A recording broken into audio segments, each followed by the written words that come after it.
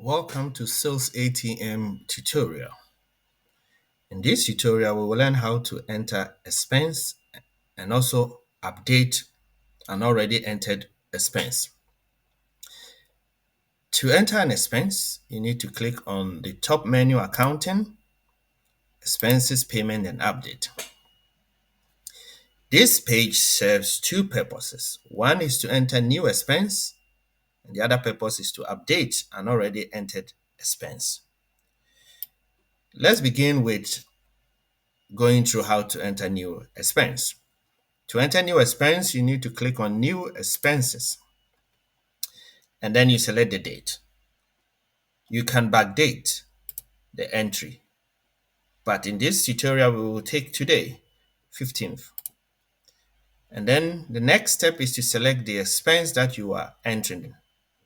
So we are going to select, there are a lot of expenses here: accounting fees, advertising, promotion, bank services charges, utilities, vehicle fuel, and all other things. So let's take vehicle fuel. Maybe we want to enter the fuel that we've purchased for the vehicle that we use for our business. So now we will say fuel cost. You can, if it's a specific vehicle, you can enter the number as well. Fuel cost for HJZ 404. That is the car number.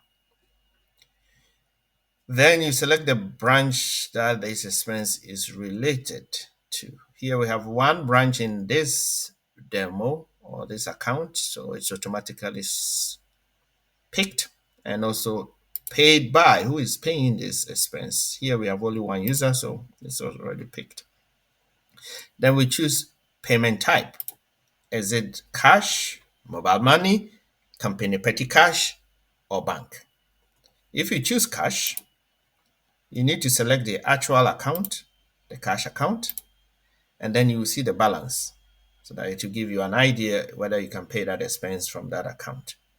If you choose mobile money, you have to select the mobile money account as well. The mobile money account is Momo. You need to give you the balance. Same applies to the company petty cash or bank. So now let's stick to mobile money with the Momo account. Now, what is the cost of the fuel that we're going to pay? Maybe 320 Ghana cedis. This demo is set up for a Ghanaian company. That's why we see the Ghana cedis. Whichever country that you come from, your currency will be automatically set up in the system. So now let's choose 320 Ghana cedis. And then next is to save this transaction. So it will tell you payment of vehicle fuel has been saved successfully. Now we paid with mobile money. So let's go to the mobile money account details to check if this transaction is entered there. So we do that by going to reports, accounting, and then mobile money details. So what can we see there? Let's see what is recorded at this mobile money account details so that we'll be sure it's entered. So now we can see that fuel cost for HJZ404 is entered, and it is minus because we are paying from mobile money and the balance is reduced. Now let's go on to the next aspect of the expenses entries. Now we're going to talk about the updates. Imagine that we entered the transaction that we just entered, the fuel cost that we just entered. It's wrong. The value we entered is wrong. What can we do? Two ways. We can cancel the entire transaction or we can update the transaction. Now let's focus on the update. Here, even if you made a mistake with the details here, we can change the details as well and change all. But now we're going to just change the branch. What you cannot change is the payment type and the account that we pay from. But if you want to change, then if this was wrong, then you need to cancel the entire transaction then so that you can re-enter it again. But if it's just the balance that was wrong, then you can just enter the balance. So let's say it's now 400 Ghana cedis, and we saved it. So it will tell us that it is updated. So let's go and look for the 400 here. And then let's go to the mobile money account transaction details and see if this update has also been reflected there. So we go to reports, accounting, mobile money details. Let's see how this is reflecting. Now we can see that the difference is 80 Ghana cedis.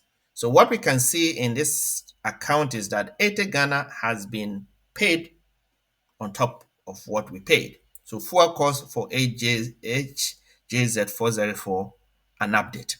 So it gives you details of everything that you do in these transactions. So for recap of what we have just learned of the tutorial we've just gone through is that this page serves two purposes. If you want to enter expenses or update expenses, you come to accounting, you go to expenses, update, payment, and update. If you want to enter a new payment, you go to new expenses, you choose the date, you choose expense type, maybe accounting fees, and then you choose maybe accountant consultancy fees or fee. You choose the branch, which is automatically selected if you have one branch, and you choose the user, automatically selected if you have one user. Then maybe you want to pay with cash. You choose the cash account. Then you enter the value, maybe 100 Ghana cedis for this fee. Then it will be entered, so you can see it here that we just pay accounting fees, consultancy fee here, 100 Ghana, and you can go and check that up from the cash account details as well. You can check that and see if the transaction is entered, the expense transaction is entered.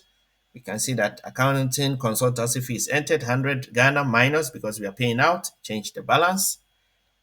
And then the next aspect that we talked about is updating the transactions that we have made. So we have this a consultancy fee, we go to update, or maybe we can just try the cancelled one. So we go to consultancy fee, we cancel it entirely. It asks you, are you sure you want to cancel this transaction? You say yes.